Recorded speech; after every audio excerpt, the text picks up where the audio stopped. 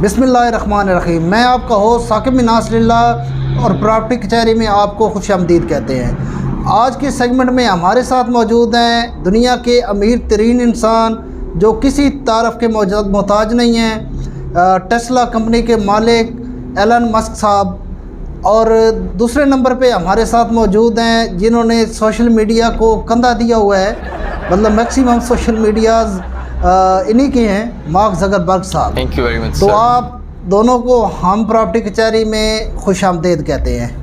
Thank you very much, sir, for inviting me in Property Kacheri, and I am very thankful to StateSafe Marketing to give me this opportunity. You know me, I am holding the all social media's platform, and I don't need any introduction, so I am also very thankful to you. Let's continue. Sir, I am very thankful to Property Kacheri and you that you call us in Property Kacheri. Hello, charging point खराब हो गया है? कितने है? ये तो Tesla की बदनामी हो रही है। काल चक ले कर वलियम, बैटरी से चार्जिंग पॉइंट खराब हो गया, बैटरी लेकर जल्दी पहुंच उधर।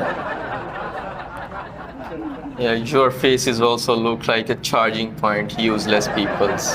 सर हमारा प्रोग्राम तो प्रॉपर्टी की कचहरी का है। ये दो नमूने कहाँ से बुला लिए आपने? ये एक लॉन्ग लाची और दूसरा ये मार्क ज़िंगरबर्गर, ये क्या नाम है इसका? Hey, you nonsense people! These two namunas have the ability to buy your all Pakistan.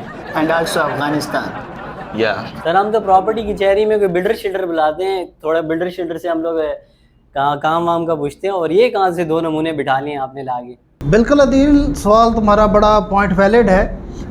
असल में स्टेट सेफ मार्केटिंग, जैसा कि हमारा काम मार्केटिंग का है, तो हमारा जो है ना इन नमूनों से बड़ा वास्ता पड़ता है। हमने मार्केटिंग के लिए मार्क ज़करबर्ग की फेसबुक भी यूज़ करनी है और इनका एलन मस्क साहब का ट्विटर भी यूज़ करना है, तो अपडेटेड रहना पड़ता है कि क्या ये कर रहे हैं क्या नहीं कर रहे। तो क्योंकि अभी जैसे थ्रेड लॉन्च किया है मार्क ज़करबर्ग साहब ने, तो ज़रा देखना है कैसे वो रैंकिंग में आएगा, क्या उसके मामलात होंगे, तो इनको भी बुलाना ज़रा ज़रूरी है। एलन मस्क साहब, सबसे पहले तो आप मुझे ये बताएं, जो आपके हाथ में आईफोन 55 प्रो मैक्स ये कब लगा? तुम लोग बेवकूफ़ हो। मैं पैसा सारा कारोबार में लगाता हूँ, कारोबारी आदमी हूँ। मोबाइल खरीद के मैं पैसा बर्बाद नहीं करता, इसलिए आज दुनिया का अमीर तरीन आदमी। सर वो जो लोग झुग्गियों में नहीं रहते उनमें सबसे अमीर तरीन आदमी है ये। मैंने बताया तो है, मैं पैसा कारोबार में इन्वेस्ट करता हूँ। और जो तुम झुग्गियों वाले कह रहे हो ना जिन्हें, वो सारे मेरे इन्वेस्टर्स हैं, बिलियनर हैं सारे। और रोड साइड एलन मस्क, तुझे तो इंग्लिश भी नहीं आती, और ये जो साथ जो बैठा हुआ है वाशरूम की चप्पल वाला, एक ही शर्ट पहनी होती है इसने हर इवेंट में। As you know, sir, I am a multi-billionaire, so I don't have time for these kind of shit of changing clothes and your useless peoples. और मगर ज़करबर्ग साहब को नहाना का भी टाइम को नहीं, इतने बिजी आदमी ना। मैं 4 बार तो एलर्जी, इन 4 एलर्जियां देखता पता कितने एलर्जियां। Because I don't have time. Time को नहीं, एक डेढ़ तो पोग वैसा इन एलर्जी करो गए। सर ये फटे हुए डॉलर की शक्ल वाला है, इंग्लिश में बात कर रहे हैं, इसको उर्दू में बात करने को बोले। Hey, you चिट्टी शर्ट वाले बांदर, you know the actual price of $1? Useless. Mark Zuckerberg की रियलिटी आपको पता नहीं है। इसका असल ताल्लुक तो पाकिस्तान में चीचा वतनी से, और ये अमेरिका जाके अपने नए स्टाइल से बातें कर रहे हैं। अमेरिका जाके तो उसके टोर ही बदल गए। हाँ ना, चीचा वतनी में ये मोची के साथ बैठ के हुक्का पी रहा था। And you, this is not called hookah, this is vape. Nonsense. और नहीं ये यार है हुक्का नहीं सी पींदा, तो दादा पींदा है, तो दादा ने घट ना रोंदा चोरी ये भी ला लेना विच। हुण ये वेप शेप पीण लग पिया, के पीण लग पिया वेप। Yeah, vape. हाँ वो पीण लग पिया, पहले हुक्के पी के तो देखो मुंह सड़ गया। सर इनको बुलाया क्यों है? सर इन लोगों को इसलिए बुलाया कि हम इनकी बेइज्जती कर सकें। लेकिन मैं थोड़ा जो अलग फील हो रहा है कि दाढ़ी बेइज्जती हो रही है। असल में इनको बुलाया मैंने इसलिए था कि हमें कोई पता चल सके सोशल मीडिया पे क्या होने जा रहा है, हम लोग भी बाखबर रहे ताकि हमारी मार्केटिंग स्मूथली चलती रहे, क्योंकि इनका आपस में बड़ा तनाज़ा चल रहा है। असल में ये जो एलन मस्क है ये बड़ा लड़ाका सा आदमी है। पहले इसने पंगा डाल के रखा है ट्विटर वालों को, और बिल आखिर उनसे बड़ी बड़ी इसने चालें चली हैं, सियासतों के साथ कंपनी ख़रीद के रहा है ट्विटर। अब उधर से अब मार्क ज़करबर्ग को देखें तो उसने इसके मुकाबले में थ्रेड लॉन्च कर दी। अब थ्रेड्स को अगर हम देखें तो जैसे ही लॉन्च होती गई है तो इन 1 आवर 50 लाख अकाउंट्स उस पर बन चुके थे, और 5 दिन के अंदर अंदर तकरीबन 5 करोड़ तक उसके यूज़र्स हो गए। तो अब इनका एक आपस में कोई जंग चल रही है, तो हम भी और हमारे नाज़रीन भी आगाह हो जाएं और इल्म रखें कि क्या हो रहा है। तो बुलाया तो उनको इसलिए है। तो एलन मस्क साहब, आप ज़रा रोशनी डालेंगे इस बात पे कि ट्विटर को आप क्या करना चाह रहे हैं, क्या बनाना चाह रहे हैं? सर ये चिंपैंजी की शक्ल वाला है, इसने क्या रोशनी डालनी है सर? ये तो अंधेरा कर रहे हैं यहाँ पे बैठ के। तुसी ताले दे चिंपैंजी का नहीं जप्पा पा के बैठे हो, साड़ी ते गड्डियां भी बिजली ते चल रही है ना। और सर असल विच ट्विटर वाला मैनू फसाया, धोखे नाल मैनू ट्विटर बेचा, मेरी कोई गलती नहीं। मुझे लगता है खुद भी चार्ज होके चलते हो। सर ये मुझे एक्चुअल मसला समझ नहीं आ रहा है, एलोन मस्क ने ट्विटर को धोखा दिया या ट्विटर ने एलोन मस्क को धोखा दिया? असल में ये एलन मस्क को आप जानते नहीं हैं, ये एक शातिर तरीन आदमी है और बड़ा ज़हीन आदमी है, शातिर आदमी है और बड़ा ये एडवांस चलता है। 10 साल ये मतलब एडवांस चल रहा होता है। तो है तो उसकी आदतें जो है ना मोहल्ले की फुफ्फू होती है ना, वो वाली। चले खैर, हम अपने टॉपिक पे आते हैं। एक्चुअली 2006 में जैक डोरसे, इवन विलियम और बिग स्टोन, इन्होंने मिल के ये ट्विटर ऐप लॉन्च की। अच्छा, जब इन्होंने लॉन्च की और इस पे यूज़र्स बढ़ना शुरू हुए तो इन्होंने रजिस्टर्ड करके इसको पब्लिक लिमिटेड कंपनी बना दिया। अच्छा, पब्लिक लिमिटेड कंपनी हमेशा आपकी स्टॉक एक्सचेंज से जॉइंट होती है और उसके शेयर्स होते हैं। तो उनमें से सबसे ज़्यादा जो शेयर्स थे वो हमारे एलन मस्क साहब के थे। 9.2% का ये स्टैक होल्डर था। तो इस पे ट्विटर वालों ने गलती ये कर ली कि इसको एक मेंबर की सीट ऑफ़र कर दी बोर्ड ऑफ डायरेक्टर्स में। ठीक है, तो एलन मस्क ने क्या किया, ट्विटर पे ही ट्विटर की बुराइयां करना शुरू कर दी अपने ट्वीट्स कर करके।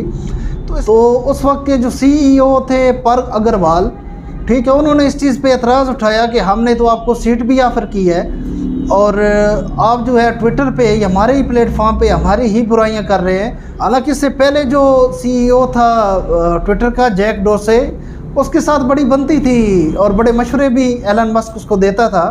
शायद अब सही मशवरे देता था या गलत देता था, ये तो अब एलन मस्क को ही पता है, क्योंकि मैंने तो पहले ही कहा ये बड़ा शातिर आदमी है। तो इसी तरह मामला चलते रहे।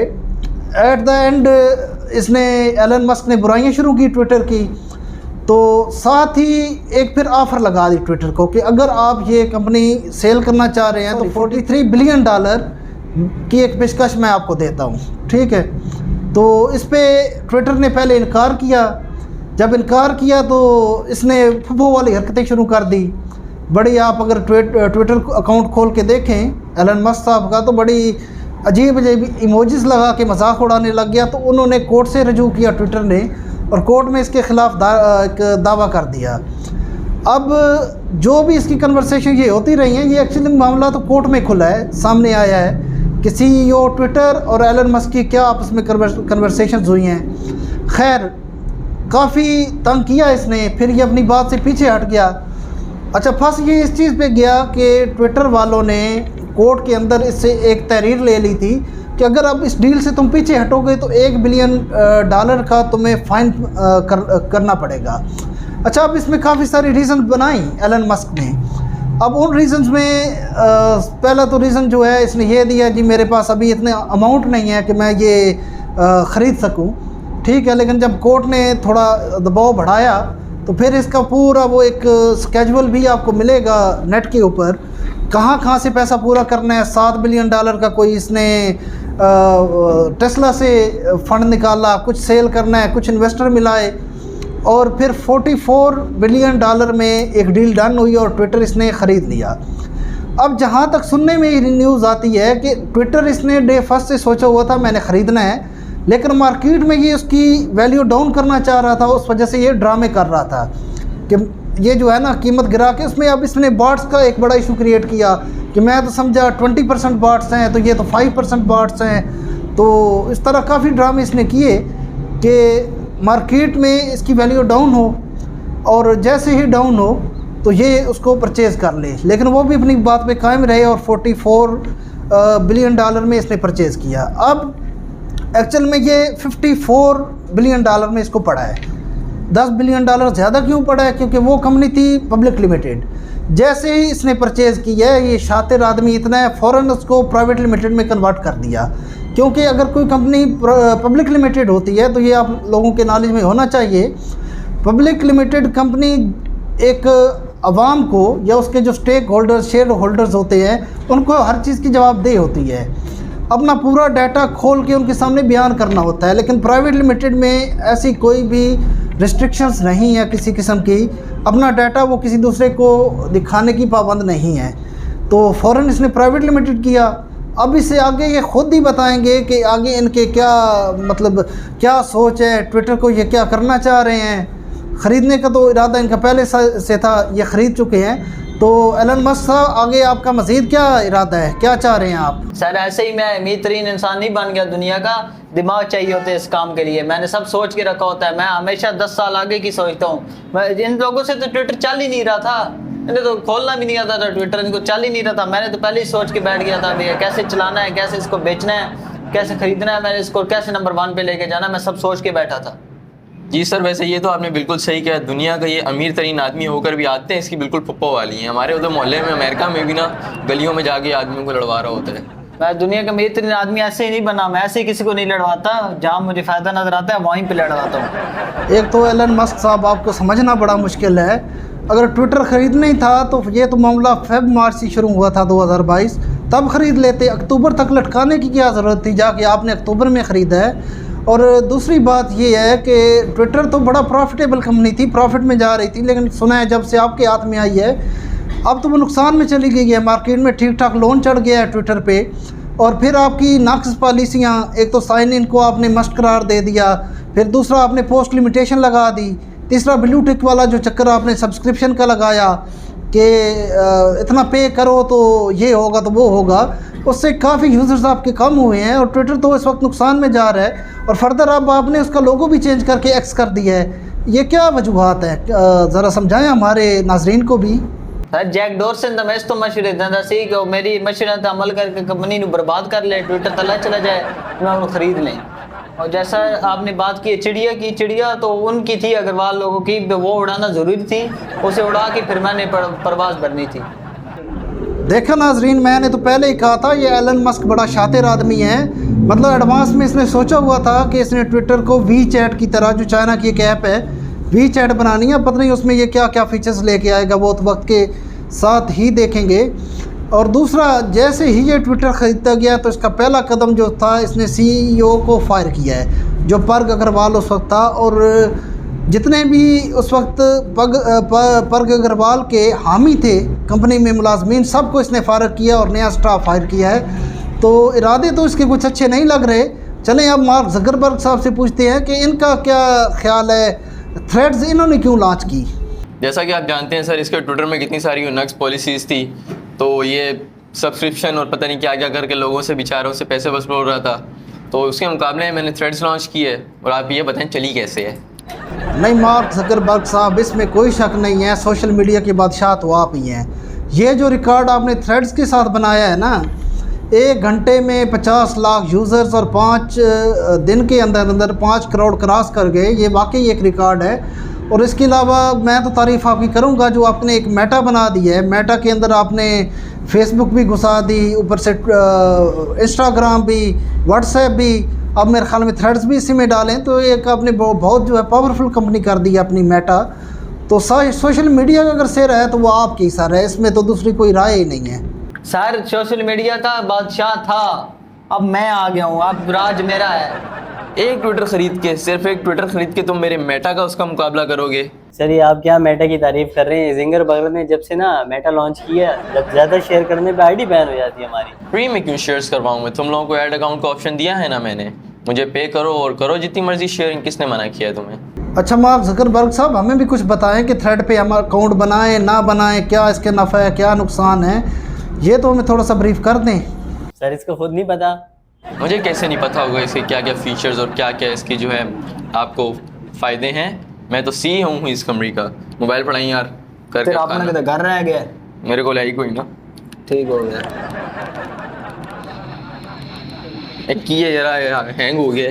हैंग नहीं, रेडियो चला देता है, तू तेन बल यूज़ करना होता है। अच्छा खैर, इन यूजलेस पीपल्स को तो छोड़ें सर, आप ये थ्रेड्स डाउनलोड करें, इसके आपको भी बहुत सारे बेनिफिट्स हैं। क्योंकि अगर आप अभी इस पर अकाउंट क्रिएट करेंगे तो आप इस पर टॉप रैंकिंग पे आएंगे।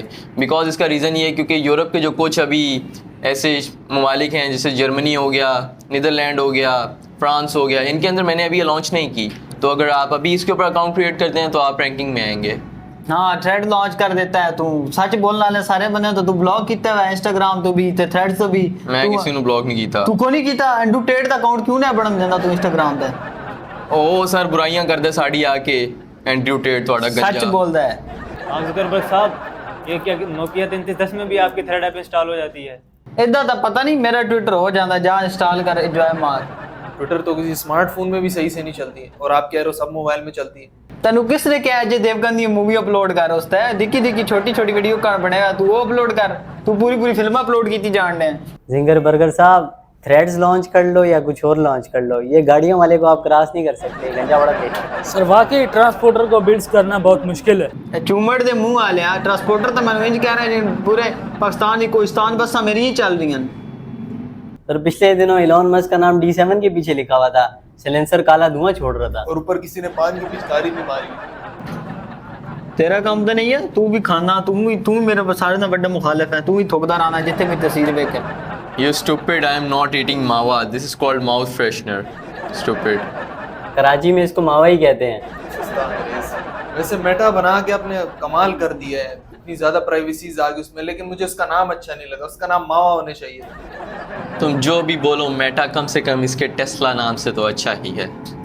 छोटी सी मेटा कंपनी वाले मेरी बड़ी कंपनी को इतनी बड़े बिजनेस एम्पायर को टक्कर नहीं दे सकते। नहीं वाकई एलन मस्क साहब, यहाँ पे तो मैं भी आपकी तायद करूँगा। ये एक इंटरव्यू में एलन मस्क से पूछा गया था कि आपकी कामयाबी का राज क्या है, तो एलन मस्क साहब ने ये बताया कि मैं अपने 10 साल के गोल्स बनाता हूँ, लिख लेता हूँ। तो इंटरव्यूअर ने कहा कि ये तो कोई बड़ी बात नहीं है, हर कामयाब बंदा जितने जो भी है वो अपने गोल्स टेस्ट करता है, अपने लिख लेता है। लेकिन उस पर एक बड़ा दिलचस्प जवाब दिया एलन मस्क ने कि मैं 10 साल के अपने गोल्स लिख लेता हूँ और फिर सोचता यही हूँ कि 1 साल में ये मुकम्मल कैसे करने हैं। तो वाकई बिजनेस स्ट्रेटजी तो इसकी कमाल की है, इसमें कोई शक नहीं है। हाँ सर, मैंने भी 6 डॉक्यूमेंट्री पर इसकी कामयाबी का राज पढ़ा था, उस पर यही लिखा हुआ था कि ये रात को धूप में बैठता है। हले तो कोई नहीं, इंशाल्लाह मैं बनवा रहा चाइना को सूरज चाड़ के राती में माल्टे खाने ना, राती बैग है समुद्र के किनारे। ओ यार इधर लाइट भी बल्दी है। हाँ मोटरसाइकिल ही खराब है, रात यही बाल के जाओगे। हाँ बिल्कुल। क्या मतलब तुम दोनों इकट्ठे आए हो? जी सर, मुझे भी लग रहा था ये लोग मतलब मुझे देखे लग रहे थे, पेट्रोल पंप पे लड़ रहे थे, बोल रहे थे 10 तू दे 20 रुपए का पेट्रोल डलवाना है हमने बाइक में। जी सर, एक ही मोटरसाइकिल था, यामा मोटरसाइकिल लेके आए वहां से, तो एक बंदा भी नाल आंदा, बंदा किराए तांदे वासी नाल यमाहा भी किराए दे आंदी है पुत्र। एलोन मस्क साहब, अंग्रेजी में कोई शेर हो जाए यार। मुझे अंग्रेजी में तो नहीं आता, लेकिन एक चाइनीज शायर बड़ा खूबसूरत फरमाते हैं, शिंग शोंग शांग शिंग शिंग शिंग शोंग। ये क्या था? एलन मस्क साहब, ये घटिया शेर का मतलब तो बता दो। पहले तो तू इसे घटिया ना क्या इतना प्यारा खूबसूरत शेर, इसका मतलब है कि इन किताबों ने बड़ा जुल्म किया है मुझ पर, इनमें एक रम्ज है जिस रम्ज का मारा हुआ जहन। सर वैसे एक बात है कि जितने भी बिजनेसमैन होते हैं इनका एक साइड बिजनेस होता है रियल एस्टेट का, तो क्या इनका भी कोई बिजनेस है इस तरह का?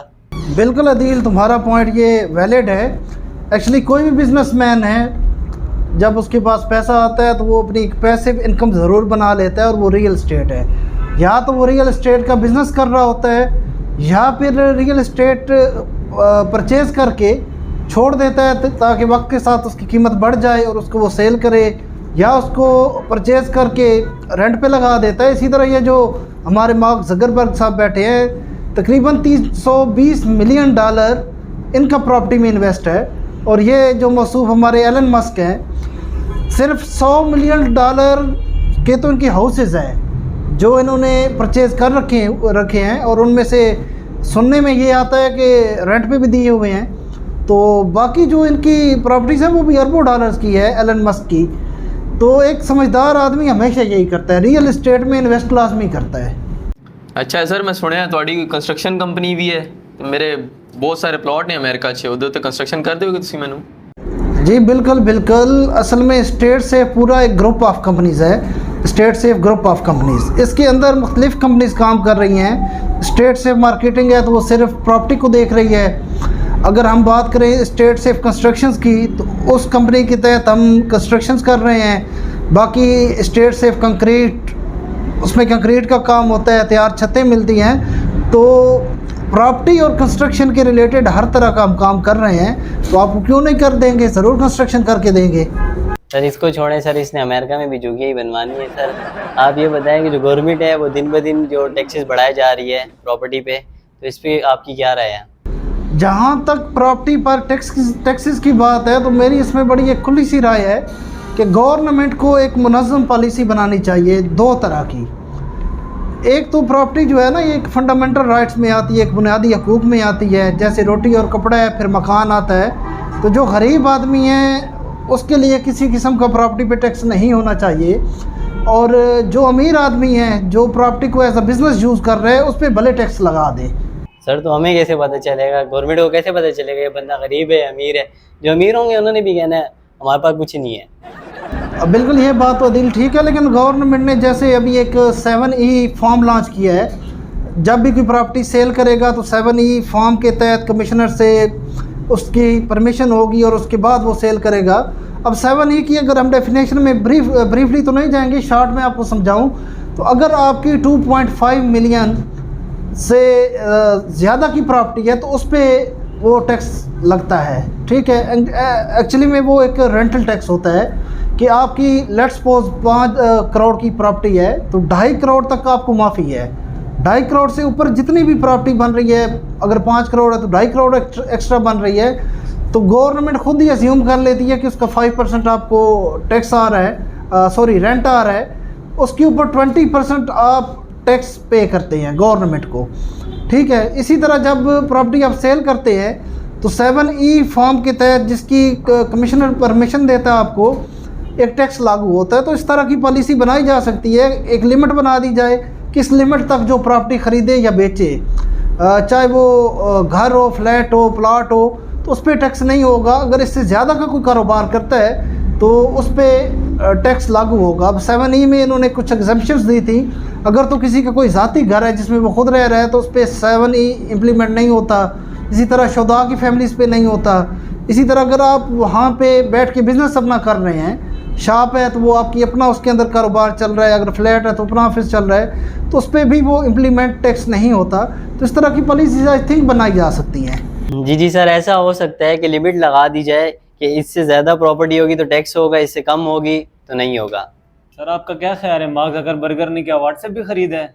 पहली बात तो ये उनका नाम मार्क ज़करबर्गर नहीं है, ज़करबर्ग है, ठीक है। दूसरी बात यही तो इन्होंने फुदू लगाए हुए हैं।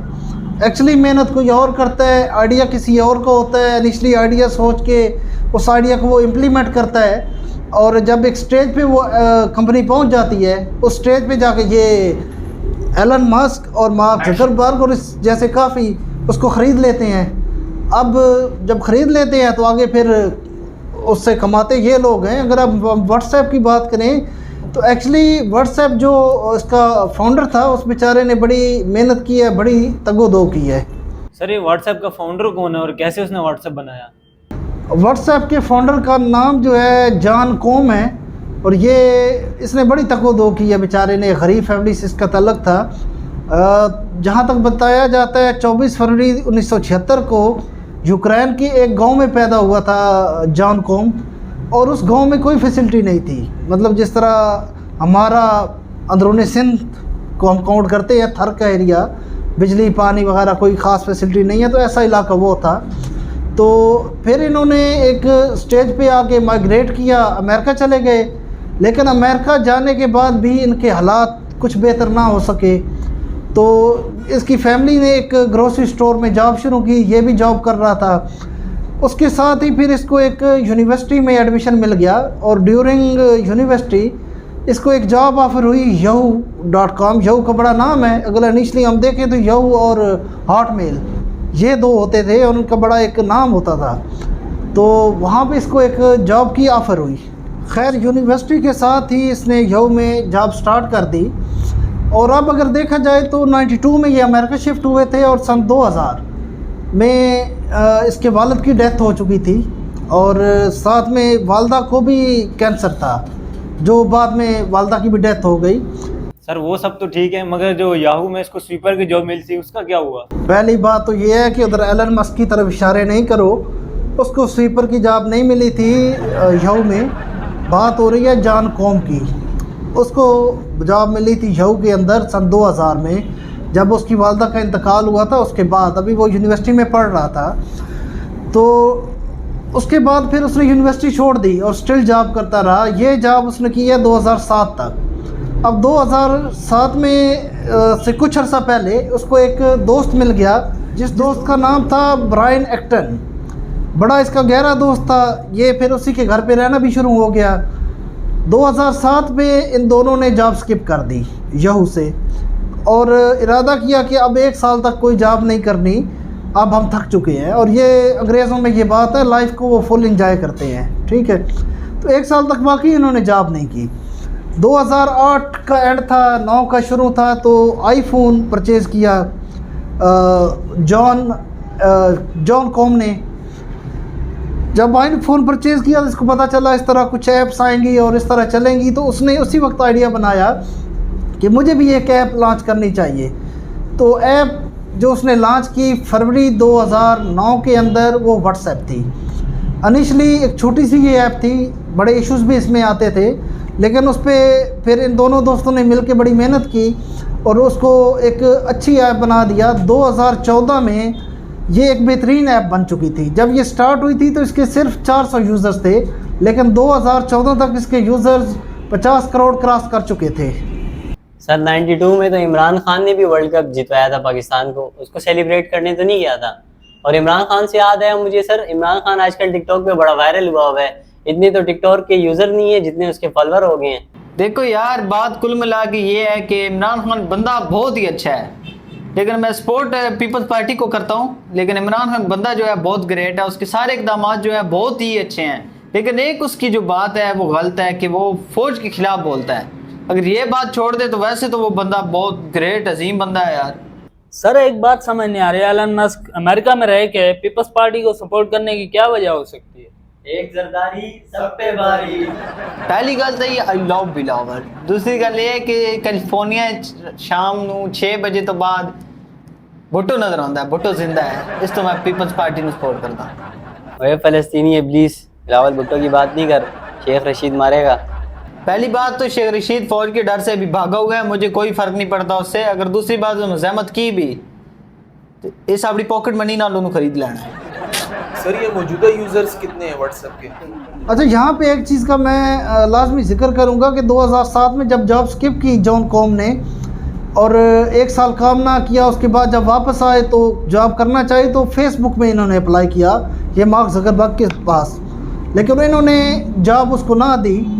2014 में 19 अरब डॉलर की व्हाट्सएप यही मार्क ज़करबर्ग ने ख़रीदी है जॉन कॉम से। तो 19 अरब डॉलर में इन्होंने अपनी व्हाट्सएप ऐप बेच दी मार्क ज़करबर्ग को, जिस पे आजकल ये बैठ के याशी कर रहे हैं। उसको भी एक बिज़नेस बना दिया। हालांकि जॉन कॉम का आप आइडिया देखें कि ऐसी एक ऐप बनानी है जिसके अंदर बंदे को लॉगिन ना करना पड़े, साइन अप ना करना पड़े, उसके ऊपर कोई ऐड ना आए, बंदा इजीली उसको यूज़ कर सके। लेकिन जब से ये मार्क ज़करबर्ग ने ली है उसके ऊपर ऐड और पता नहीं क्या कुछ इसने भी लगा दिया है। तो खैर, बात करने का मकसद ये है, ये तो इसी तरह ही काम करते हैं। और आई थिंक फेसबुक सिर्फ इनकी अपनी है, इंस्टाग्राम भी इन्होंने किसी से ख़रीदा ही हुआ है। ये 2014 में जब मार्क ज़करबर्ग ने व्हाट्सएप ख़रीदी थी तो उस वक्त 50 करोड़ थे, लेकिन इस वक्त 5 अरब हो चुके हैं। यार ये जिंगर बर्गर साहब, मेरा एक सवाल है आपसे, ये व्हाट्सएप पे रील्स क्यों नहीं आती? एक तो ये जो पाकिस्तानी अवाम है इसका ठरकपन नहीं ख़त्म होता। फेसबुक इंस्टाग्राम पे रील्स दी है ना, वहाँ देखो, अब तुमको व्हाट्सएप पे भी मैं रील्स दूँ। सर पिछली प्रॉपर्टी कचहरी में भी एडवाइस रह गई थी, आप इस प्रॉपर्टी कचहरी में आपसे पूछना चाहूँगा, जो बंदा नया कारोबार शुरू करने लगे उसके लिए एक नसीहत कर दें अच्छी सी। हाँ यार, लास्ट प्रॉपर्टी कचहरी में भी भूल गए हैं नसीहत करना, लेकिन यहाँ पे कोई नया कारोबारी है या कारोबार शुरू करने जा रहा है उसके लिए मेरी नसीहत है। अच्छा, सबसे पहले जहाँ तक पाकिस्तान के अंदर मैं कारोबारी समझता हूँ तो एक तो हमारी पख्तून बिरादरी है, बड़े अच्छे कारोबारी लोग हैं, और उसके साथ ही मेमन बिरादरी। अगर कारोबार की बात हो तो मेमन को भी बीट करना बड़ा मुश्किल है, इनका अपना एक बड़ा तरीक़ाकार है कारोबार करने का। तो इसी तरह जब एक कारोबार चल रहा होता है तो उसमें बाप और बेटे मिलके कर रहे होते हैं। अब जब बेटे का बेटा होता है तो उसको कभी भी वो उस कारोबार में इन्वॉल्व नहीं करते, उसको एक सेपरेट कारोबार खोल के दे देते हैं। जैसे अगर मिसाल मैं दूँ तो दवागो एक पूरी चेन है मेडिकल स्टोर्स की, जिस रोड पे जाएँ 2-3 मेडिकल स्टोर दवागो के आपको मिलते हैं। ये भी हमारी मेमन बिरादरी के स्टोर्स हैं जिनका ऑलरेडी एक बुनंजा का नाम आपने सुना होगा, बुनंजा के ब्रांड के नाम से बिज़नेस चल रहा है, ठीक है। तो इसी तरह एक बेटे का बेटा मेमन बिरादरी में कारोबार शुरू करना था उसने, तो उसको बाप से उसने नसीहत मांगी कि मुझे नसीहत करो कि मैं कैसे कारोबार शुरू करें। तो बाप ने बेटे को कहा कि ऐसा करो तुम ये फर्स्ट फ्लोर पे चढ़ जाओ। तो बेटा चढ़ गया फर्स्ट फ्लोर पे। अब बाप नीचे खड़ा होकर कह रहा है छलांग लगा दो। एक दफ़ा बेटा परेशान हुआ कि क्या फर्स्ट फ्लोर से मैं कैसे छलांग लगा दूं। बाप ने कहा टेंशन नहीं लो, तुम छलांग लगा दो, मैं हूँ ना। बेटे ने छलांग लगाई, नीचे गिरा, फ्रैक्चर हो गया, टांग टूट गई। अब जब अस्पताल में बेड पे पड़ा था तो उस मेमन ने जाकर नसीहत की कि कारोबार में कभी अपने बाप पे भी एतबार मत करना। तो यही नसीहत आप लोगों के लिए है, कारोबार में कभी अपने बाप पर भी एतबार मत करना। सर आखिर में जाते हुए एक इन टूटे हुए आशिकों के लिए एक शेर अच्छा सा खूबसूरत सा अर्ज कर दें। लो जी टूटे हुए आशिकों, फिर सुनो शेर कि उसने मेरे कत्ल के बाद जफा से तौबा, हाय उस सौदे पशेमां का पशेमां होना। तो उम्मीद करता हूँ आज की प्रॉपर्टी कचहरी शो आपको बहुत पसंद आया होगा। मज़ीद हमसे जुड़े रहने के लिए हमारे YouTube चैनल को सब्सक्राइब करें, फेसबुक और टिकटॉक पर हमें फॉलो करें ताकि हमारी कॉमेडी और मालूमाती वीडियो की अपडेट आपको मिलती रहे। इंशाल्लाह मिलते हैं नेक्स्ट वीडियो में, तब तक के लिए अल्लाह हाफ़िज़।